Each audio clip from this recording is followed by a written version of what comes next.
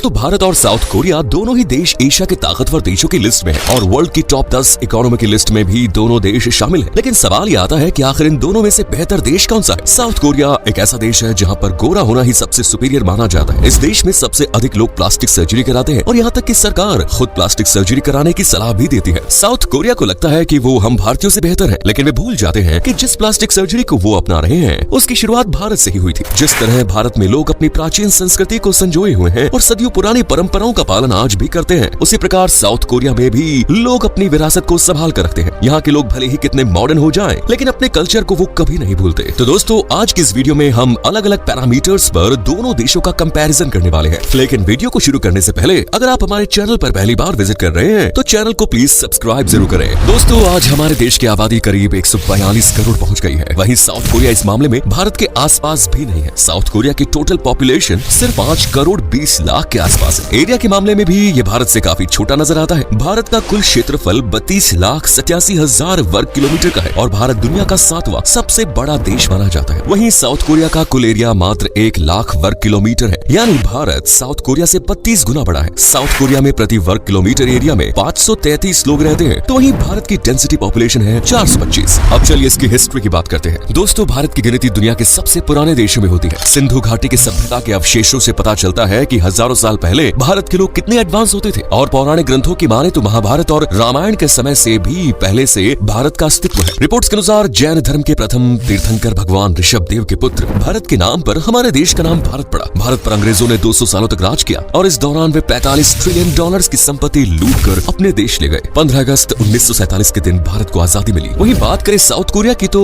19th-20th century से पहले इस देश का कोई खास अस्तित्व नहीं होता था। यहाँ तक कि 1950 तक तो साउथ कोरिया एक गरीब देश था। इस देश पर चीन, अमेरिका और मंगोल्स ने कई सालों तक राज किया। सन 1950 से 1953 तक चले कोरियन वॉर के बाद नॉर्थ कोरिया और साउथ कोरिया आधिकारिक रूप से अलग हो गए। यही वो समय था जब पूरे विश्व में शीत युद्ध चल रहा था। कोल्ड वॉर के दौरान साउथ कोरिया अमेरिका के अधीन रहा और इसका भरपूर फायदा साउथ कोरिया को मिला। साउथ कोरिया के लोगों के अंदर कुछ कर दिखाने का जुनून था और उनमें काबिलियत भी थी। उन्होंने अपने देश में शिक्षा पर जोर देना शुरू किया और देश में बेहतर एजुकेशन इंफ्रास्ट्रक्चर का निर्माण कराया। धीरे धीरे देश में इंडस्ट्रियलाइजेशन की शुरुआत हुई, साथ ही विदेशों के साथ व्यापार बढ़ाने के प्रयास भी किए गए। चलिए अब जीडीपी और पर कैपिटा की बात करते हैं। जैसा कि हमने आपको वीडियो की शुरुआत में बताया, भारत और साउथ कोरिया दोनों ही विश्व की टॉप 10 अर्थव्यवस्थाओं में है। भारत इस सूची में 5वें नंबर पर है तो साउथ कोरिया 10वें नंबर पर। भारत की जीडीपी 3.8 ट्रिलियन डॉलर्स की है तो साउथ कोरिया की जीडीपी भारत से आधी नजर आती है। 2023 के आंकड़ों के मुताबिक साउथ कोरिया की जीडीपी 1.8 ट्रिलियन डॉलर्स है। हालांकि पर कैपिटा इनकम के मामले में साउथ कोरिया भारत से आगे नजर आता है। भारत में एक व्यक्ति सालाना करीब 2600 डॉलर्स कमाता है तो वहीं साउथ कोरिया में सालाना प्रति व्यक्ति आय 34,000 डॉलर्स है। साउथ कोरिया में लोगों का स्टैंडर्ड ऑफ लिविंग काफी हाई है, साथ ही यहाँ रहने का खर्चा भी भारत के मुकाबले काफी अधिक है। लेकिन जब बात बिलियनियर्स की आती है तो उस मामले में फिर भारत आगे आ जाता है। भारत में फिलहाल 260 बिलियनियर्स हैं तो वहीं साउथ कोरिया में सिर्फ 38 बिलियनियर्स हैं। पावर की बात करें तो भारत की गिनती आज दुनिया के सबसे शक्तिशाली देशों में होती है। भारत हर साल अपनी मिलिट्री पर 75 बिलियन डॉलर्स खर्च कर रहा है। वहीं साउथ कोरिया का मिलिट्री बजट 44 बिलियन डॉलर्स है। अब है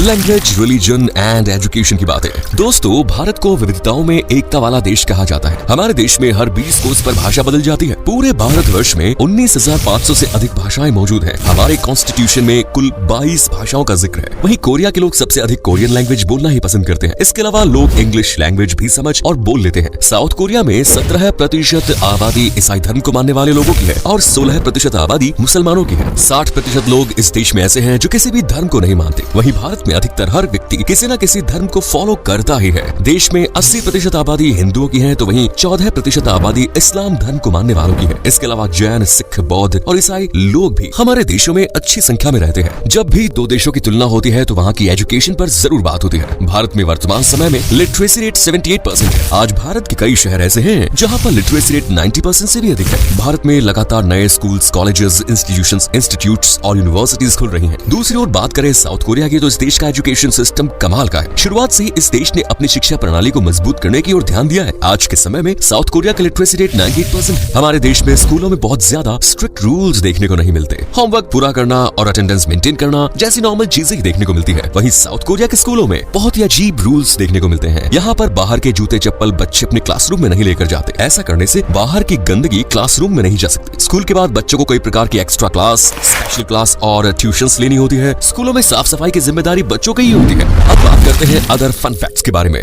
दोस्तों, भारत की संस्कृति, परंपराओं और कल्चर से तो आप लोग काफी अच्छी तरह से वाकिफ है। हर प्रांत, हर राज्य में एक अलग परंपरा देखने को मिलती है। शादी के समय भी अलग अलग तरह की रस्में निभाई जाती हैं, लेकिन इन सब मामलों में साउथ कोरिया बहुत अलग है और विचित्र। हमारे देश में लड़की वाले अपने जमाई यानी दूल्हे का खूब आदर सत्कार करते हैं, उसे पलकों पर बिठाते हैं। वहीं साउथ कोरिया में लड़की की विदाई से पहले लड़के को उल्टा लटका कर रस्सी से बांध देते हैं और फिर उसके पैरों और तलवों पर डंडे मारते हैं।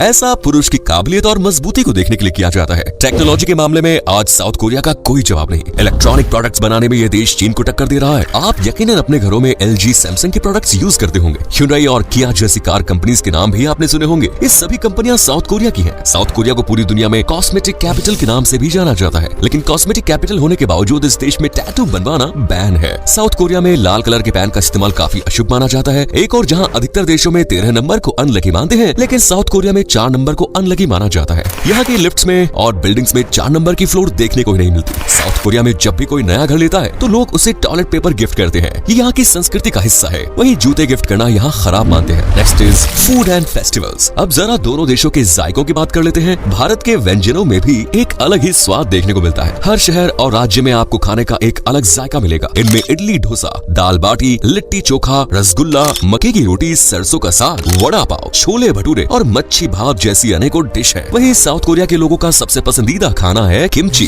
जो यहाँ हर जगह स्ट्रीट फूड के तौर पर आपको बिकता नजर आ जाएगा। इसके अलावा लोग मीठे आलू खाना भी पसंद करते हैं। सुअर का मांस भी साउथ कोरिया में खाया जाता है। साथ ही सी फूड खाना भी साउथ कोरिया के लोग पसंद करते हैं और खासतौर पर ऑक्टोपस यहाँ बड़े चाव के साथ खाया जाता है। इन सब के अलावा bibimbap, red rice cake, bulgogi, Korea stew, ये भी यहाँ बड़े चाव के साथ खाए जाते हैं। भारत को दुनिया भर में लैंड ऑफ फेस्टिवल के नाम से भी जाना जाता है। यहाँ साल भर विभिन्न प्रकार के त्योहार मनाए जाते हैं। इनमें होली, दिवाली, ईद, क्रिसमस, दशहरा, बुद्ध पूर्णिमा, महाशिवरात्रि, मकर संक्रांति जैसे फेस्टिवल्स प्रमुख है। वहीं साउथ कोरिया में भी कई फेस्ट्स और इवेंट्स आयोजित होते हैं। Seoul street and art festival एक प्रमुख फेस्टिवल है जो पिछले 600 सालों से मनाया जा रहा है। अक्टूबर में यहाँ पर सियोल इवूलिया उत्सव का आयोजन होता है, तो वहीं स्प्रिंग के मौसम में सियोल फ्लावर फेस्ट आयोजित होता है। मड फेस्टिवल भी साउथ कोरिया में सेलिब्रेट होता है। ये कुछ होली जैसा ही होता है, बस फर्क इतना है कि इसमें लोग कलर्स की बजाय एक दूसरे के ऊपर कीचड़ लगाते हैं। इनके अलावा अंतर्राष्ट्रीय आतिशबाजी महोत्सव, लालटेन महोत्सव, जिंदोसी पार्टिंग महोत्सव, चेरी ब्लॉसम महोत्सव जैसे फेस्ट्स भी यहाँ साल के अलग अलग महीनों में आयोजित होते हैं। Famous tourist places.